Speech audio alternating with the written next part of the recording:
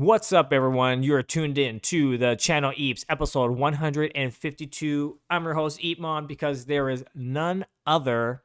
I apologize that it has been a long time since my last airing, but hear me out. In short, it has been very, incredibly, creatively productive. So I'll keep you all up to speed. For one, it has been officially announced that I am the first creator in residence for Library and Archives Canada. Who or what is Library and Archives Canada? They are a federal institution in Canada. They are responsible for preserving and providing access to the country's documentary heritage. So we're talking about art, we're talking about scriptures, books, photographs, and much, much more. Essentially, it's a memory institution highlighting the history of Canada. So, suffice to say, this is a very big deal, a very big opportunity, and an honor for me to be part of this continuation of such discourse. And as a creator in resident, I will, what will I be doing there? I will be working with the archivists and to really use their archives as a canvas to create some new form of artwork or based on their metadata or archives. So it's like a playground for me. And part of the residency is to really highlight and bring about what happens behind the scenes about the LAC, the Library Archives Canada, to the public at large. Because not many people, surprisingly, don't know much about Library Archives Canada, and this kickoff of the residency is to really promote that and engage the public. So I will do my utmost best in my ability to do something awesome with them. And we're learning as we go, because this is the first ever. We both don't know the ultimate outcome. We are exploring together, and that's what drives innovation. That what drives or pushes the needle forward. So I'm very excited to do this with them. And on other things, my creative entrepreneur travels continue. Now that we're in 2025, I'm going to Japan next week for my continued B2Bs and potential, I'll just say potential, project collaborations. So as a digital artist, as a creative entrepreneur, I think that, well, many people would think, well, you're digital, then why you need to go places? Well, I think that we're now that we're in a digital age and we're creating things digitally, we have to it's more reason why we need to travel and put a face to things. And that's exactly what I'm going to do. I'll be there for 2 weeks to lining up the meetings already and see what happens. And there are many more things happening this year, but I'll just stick with those two for now. But very exciting times. But I thought other than that, I want to digress slightly or pivot, because at the same time, I've been thinking a bit about the current state of the art of our society. And I'm just like, a stream of consciousness from here on then. And it's that I can't help but think that there's a higher level of anxiety in the world, perhaps especially in Canada. Rising prices, inflation, of course, the things that are happening between our neighbors down south with the new administration that's in. How does that affect world affairs? How does it affect trade, tariffs, business, entrepreneurs, small, medium, large businesses? It's a I would say quite a volatile. It's more volatile than it usually is, right? Uh, so I thought I'd give you my perspective about how I feel, what my thoughts are, and a point of view, a perspective, and from an artist. Okay. So for me, I I've been through several cycles of changes of like viewpoints and administrations, and one party gets in, another party comes out, and the cycle continues. And what I realized is that, yeah, at the end of the day, like as artist, like for me, I I'm only accountable for myself. I'm 100% accountable. No matter who's in. You know, whoever's in the government, they're not perfect, and they're never going to address everyone's issues.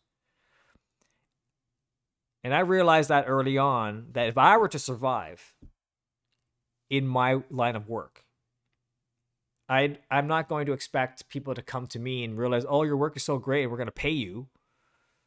That's wishful thinking. The reality is that if you want to sustain yourself, you have to go out there.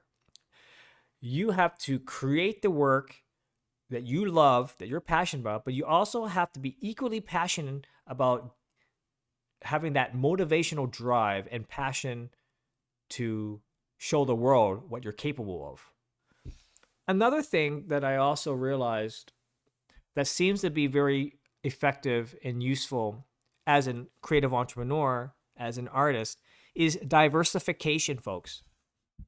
For those who are listening, this applies to you creators, but also people who are in small businesses and entrepreneurs. I know you hear the word diversification, right? Diversify your portfolio, right? That's in investment terms, right? Having a bit of, exposure of this and this ETF, blah, blah, blah.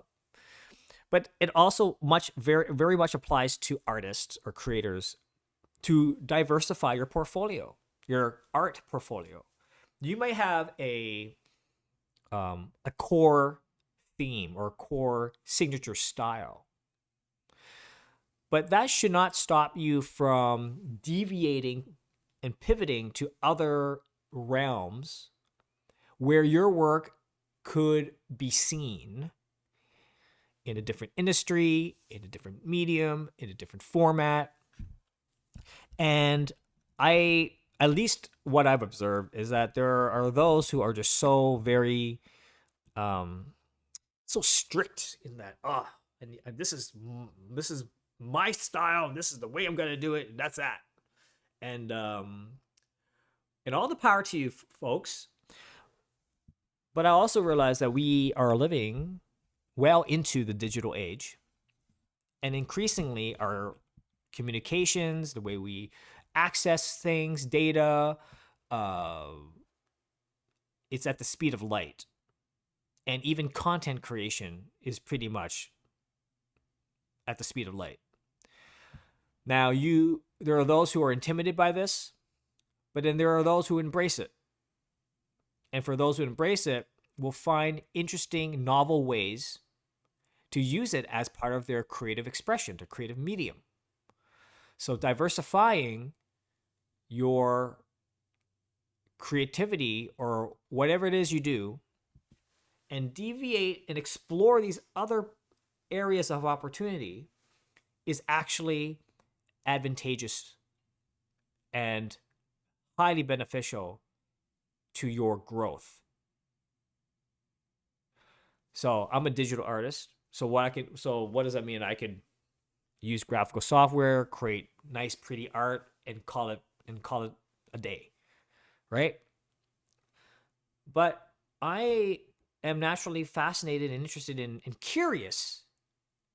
Curious is key. I'm curious about other things. Like, where can my work be applied to? Can my digital art be in the fashion industry? Could my digital art be in the video game industry? Could my digital art be in museums? Could they be dynamic and changing all the time based on weather patterns and data? Could I use my my projects as use case scenarios to give a presentation? Um, can other can my work be seen all over the world? Do I need to rely on a middle person to expose my work to the world? Or could I do it myself? If I could do it myself, what do I need to do?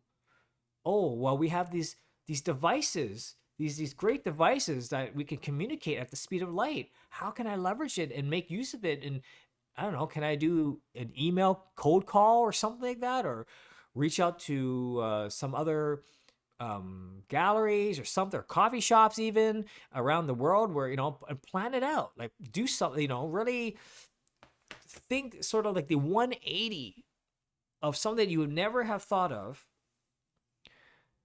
And I guarantee you, when you start to chip away and start building that narrative, it becomes a lot more feasible, realistic, and doable and actionable. And when you do the action, I guarantee you will find some incredible opportunities. One thing I realized as a creative entrepreneur and as a digital artist is that I may have a goal in mind. Okay, I have this goal. I'm still fixated on this goal. However, the degrees of separations from that goal is actually where the opportunity lies. The opportunity and the growth is in that cloud where you think the direction in which you want to get to. And sometimes you have that goal, and that you establish, the goal is achieved. But again, oftentimes it's the relationships and the things that happen around that goal are the anchors or the indicators of of the growth aspect for yourself, your network opportunities, your reaching out to new audiences, reaching out to new projects. So that's why when people say embrace the unknown or embrace the uncertainty, I'm not the only one saying it. Other people are saying it. Other entrepreneurs are saying it. Get comfortable about it. And I know it's not comfortable, but you have to face it head on and embrace it. And when you do that, you will guarantee start to unravel the tapestry of what it is to pursue your endeavors, your mission, your drive, your goals as an entrepreneur, as a creator. So I can tell you right now, with the Library Archives Canada First Creator in Residence, I am learning all the time. In fact, we are both exploring this together. We're going to make mistakes. I've already made a lot of mistakes. But we understand it was from a position of like, I didn't know, and that's fine. And we are growing together. I'm learning a lot. There's a lot of things I like. Okay, so when I think about creative residence, I'm thinking about, okay, the mission is to create artwork based on the archives. That's the underlying mission, and also reaching out to new audiences. But like when I mentioned, you have that goal, it's a lot of the things that surround the goal is where the growth is. And I think it's about 1.5 weeks into the residency already. I'm learning a lot already. It's incredible. For example, is I am working with a federal institution, right? It's a federal government. It's the Canadian government. So, as we know, there are, let's just say, certain procedures in which you need to engage. And whereas, private companies or the private industries operate in a different rhythm. government is government. So I I am learning how to, let's just say, to communicate and engage where I can find a middle, sort of that bridging between commercial and between private and public. And it's a great, I think it's a great skill. I'm still learning how to fit that all in.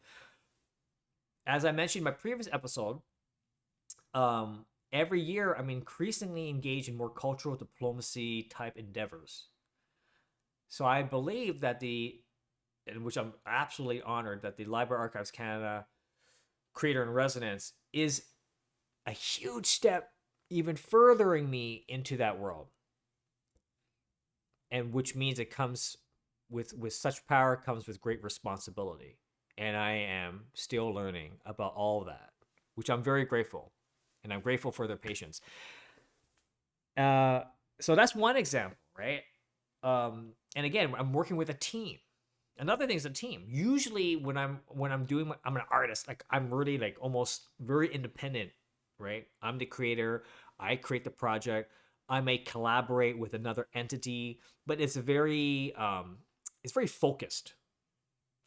Whereas when you're working or collaborating or doing a residency with something like Library Archives Canada, it's not.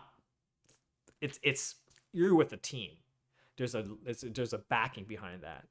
So I'm also learning how to really open up to that fact that it's not like just me anymore. It's really about the mission and the greater goal and the greater good of what comes out of it. So it's very fascinating. And then also with Japan, right? Like I keep on going back to Japan. EEPMON, why do you always go back to Japan? Why you did? And but every time I go, there is always something positive that comes out of it. Now, what does that mean? Does that mean a project secured? Does it mean monetary secured, financially secured, people secured? It doesn't necessarily need to be one specific thing. It could be all of them, or it could be one thing, or it could be it doesn't need to be a project. My goal when I go there is really not about, quite frankly, it's not about I need to secure XYZ projects. No. It's really more about people building, relationship building. And I naturally enjoy it because if you really want to know what networking is about, it's really about relationships. It's really about building those relationships, and not because I have to, because I want to. I want to do it. Now, whether that ends up creating some project down the road, I'll leave it up to the universe to figure that out. However, I do know that the tailwinds are all indicating that something positive, something fruitful will come out of it. May not happen now. It might not happen later. It might not even happen at the 10th iteration. But that is what is called having resolve. Persistence is called, being accountable, showing up, doing your due diligence. These are all important aspects. And let's say if nothing happens, there's a scenario that nothing will happen. But there's always good in that, because by going back, I get more familiar with the culture. I get to meet new people. At least I eat some great, delicious sushi. And that alone is already that qualitative aspect of it is already a big check mark for me. So building relationships and engaging and networking is very important. And most likely I'll be going to the Canadian Embassy in Tokyo. So having conversations, that's all it is. And just showing up and saying, hey, digital artist. I continue to build my B2Bs, and how can I be of service at some point down the road? Who knows? So that's the thing, and so I know that I went on a very long tangent, but there's this anxiety that there's a lot of changes that are happening, but I realized early on that volatility and change is like it's everywhere. It always happens. You can never stay stable. The notion of stability is a total illusion. For at least for me, is a total illusion. I don't want to feel stable. As soon as that happens,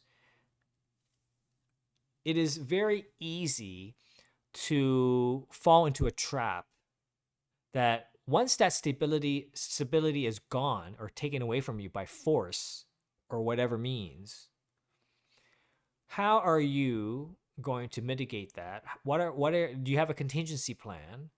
Do you have a plan B, plan C? So I think it's actually healthy to keep an eye and an ear aware of what's going on, and also knowing how to prepare. It's all about preparation too. And by doing so, you at least have a mental like foundation to know when it's time to pivot, or when it's time to to explore new avenues. But I never, like, for me, I know it may sound crazy, but I never want to stay stable. I'm actually quite allergic to it. Like, I don't want to. I can't. I need to be on my tippy toes. I gotta have a pulse of what's happening. And that's life. That's life. That's when you know you're, at least for me, that's when I know I'm living. I'm living it. I could probably even dare myself even go even more more on edge, but like feeling that, just a little bit of that, well, I'm not saying have anxiety, but having a little bit of that, hey, don't get too comfortable, don't get too complacent, because I have this saying, right? This too shall pass. Don't get, you get these awards and accolades and everything is great, but this too shall pass. And that has been my mantra in a way, in how I engage the world and my creative entrepreneurship. So anyway, I don't want to make this too long, but I felt that I want to address this. And but yeah, follow me on Instagram. Please like and subscribe this episode if you like what you had to hear. And I'll continue more of a cadence of these episodes. So I apologize once again. But yeah, Japan next week, and let's see where it goes. So thank you very much for listening. This is the Channel Use episode 152, and I will speak to you all soon. Bye bye.